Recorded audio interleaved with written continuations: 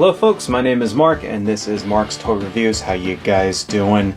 And today we are looking at the Street Fighter line from Funko's Savage World series, which is one of my favorite series that is out there. If you've seen my other videos, you know that I really like this line. I have the Mortal Kombat and Thundercats and horror ones, and also the slightly related DC Savage World figures. I think they call them Primal Age, DC Primal Age figures. I've got them all, and to be honest, these were a bit of a surprise to me. I had no idea that they were going to make Street Fighter, because it doesn't really seem like one that would fit in really well with the aesthetic, you know, the 5.5 Barbarian aesthetic. These were a pleasant surprise here, and I had to pick them all up as soon as I knew they existed. So I'm happy to say they stuck with the original character designs for these. They didn't change them to try to make them look like barbarians the same way they did with the horror ones or the DC ones. So let's take a look at these. We got Ryu, which is, you know, the main character of Street Fighter, obviously. Looking pretty good there. He's got, you know, his white default Player 1 outfit. Got some, the red gloves on and stuff like that, you know. Artwork here from the early 90s. I think this is Super Street Fighter 2 Turbo or something, if I know right. Anyway, looking pretty cool there. And then get a look at the back of the box. We have the different characters available: Ryu, Chun-Li, M. Bison, and Blanka. So yeah, pretty plain stuff here. There's not really anything too crazy going on with the packages. Let's take a look at M. Bison. I notice he has white hair, but I think they did that because in his artwork he also has white hair. This is like artwork from like really early on in the Street Fighter series, you know. I think it's from Super Street Fighter 2 Turbo, if I recognize this right, although I could be wrong. It could actually be from the original Street Fighter 2. Nothing different here on the back of the box there, so looking pretty good. Let's take a look at Chun-Li here. Looking pretty cool. She's got an overall resemblance in her body type here to the Kitana Mortal Kombat figure, and I'm thinking maybe they use the same base or something, but if you look at the way she stands, it's pretty much the same. I'm pretty sure that is not a coincidence. And then finally we have Blanka. Alright, Blanka was always pretty awesome. I'm digging that face there. Right. Pretty cool. So I know that also these exist in their Player 2 color schemes, where you have like Ryu in a black gi and a pink Chun-Li and a blue Blanka. Let's open these guys up. Alright. Yes. I commit the cardinal sin and open my action figures. Right. I know that there's all kinds of people at home, like, you know, horrified that I do this, but whatever. Alright, let's check him out. Yeah, he's looking good. Looking pretty cool here. I like that face sculpt, you know.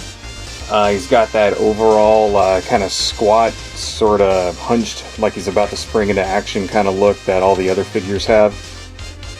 Essentially, these are pretty much, I don't think they reuse any parts, but I wouldn't be surprised if they actually did. I think it's more likely that they just have like the same base sculpt and then they add stuff to it, you know. That was one of the things with those old figures, is that they would reuse a lot of parts and stuff, and it kind of made them stylized, and that was part of the charm. Let's open up Blanka here. And so it looks like they tried to kind of stick to that, but it doesn't actually look like any of these parts are reused to me. You know, they all look pretty original.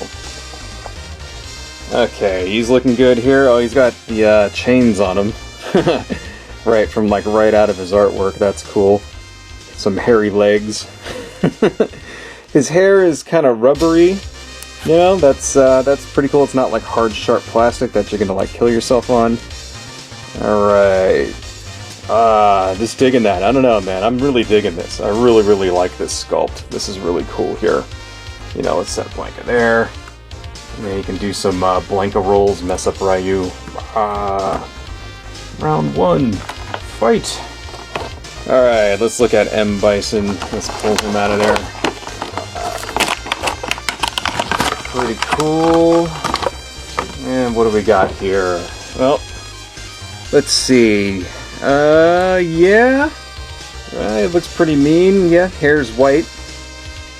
Okay, that's kind of, you know, I guess it sticks true to the original artwork, but even in the game his hair was black though. I don't know, but whatever. I'm not going to complain. I like these little details. I like the little, you know, Shadowloo thing on his hat there. See if I can get that to focus. So you can look at it. Come on, focus. Anyway. And belt styling. Looks like his pants this is like rubbery here, so you can get a full range of movement. Pretty cool, pretty cool. He's got some, like, you know, battle damage dents and stuff on his shoulders. See, that's really awesome. It's like, it doesn't really look like there's much to these sculpts here, but there's nice little details all over it, you know, that really kind of bring it out. And let's open up Chun-Li. Here we go. Come on. Okay. It's a little tough there. Alright. Very nice, very nice. Pretty cool. Oh, so her legs actually, like, move to the side and stuff. Alright, well I guess that's kind of necessary if she's going to be doing high kicks here, you know. Yep, yep, yep. Right. See, the other legs don't actually do that. The other legs are more, you know, well I guess they kind of go back and forth, so whatever. Seems like she has more, like, range of movement in her legs there. So, that's kind of cool. If there was one thing I could say, I wish that there was a joint at the elbow, you know, because then this would really be awesome, you know, but still pretty cool, you know, you can still kind of get some cool poses out of it, and I guess that would kind of ruin the 5.5 aesthetic, right? It wouldn't have the classic articulation if they started putting elbow joints and stuff in there. Even though there actually is a series of He-Man toys coming out next year that has modern articulation. I can't wait for those. Anyway, yeah, I'm actually pretty happy with these, man. They're looking cool. So just to kind of show you, because I like to do this in every video, I want to show you, I want to compare them to other figures in the line. So this is, say, let's take, you know, Ryu here, and let's put him up next to Sub-Zero from Mortal Kombat. So that's kind of cool. So you can kind of see how they fit right in with each other. You know, the arms and the legs and everything have the same aesthetic, even though they don't share the same sculpt. But you can kind of see little details, like if you look at the muscles in their arms here, they look like basically they had the same base sculpt. So that's kind of cool, you know. But they're not sharing parts. Anyway, so see, they fit right in with each other. So now you can have your super fighting game fantasy here, right? And then just to kind of add some more stuff, here is one from the horror line. You know, you had like, this is Leatherface. We had like Freddy Krueger and Jason and stuff like that. I did a review of those too. And then they also came out with the Thundercats, which were in this line. Very nice. So you got Lion-O. And then they did one called Primal Age. DC Heroes Primal Age. So here's the Flash, right? And then you see they kind of made them look like barbarians, right? And I was pretty happy that they didn't do that with Street Fighter. They just kept Street Fighter with their classic costumes and interpretations. So I'm pretty stoked here. You know, it's sort of like you get this little multiverse of different He-Man styled characters from all these other like franchises and stuff. And that's pretty awesome. And, you know, one more comparison. Let's compare them to an actual Masters of the Universe figure. So this is Faker, because I always use He-Man, so this is Faker and this is an OG Faker from 1982, 1983. So you can kind of see what they're going for, you know, that they're sort of like crouched, like they're ready to like jump into action, you know, they're like super buff, right?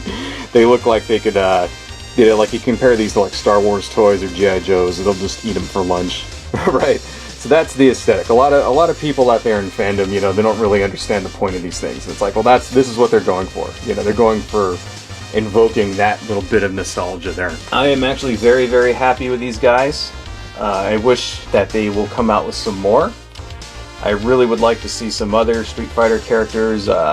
Vega comes to mind, which I'm surprised they didn't actually choose Vega for this particular release here, because very few Street Fighter guys actually have weapons, and you know, Vega would fit right in. He's got that claw arm, and of course Zangief. I mean, what the hell, dude? You can't have Street Fighter without freaking Zangief.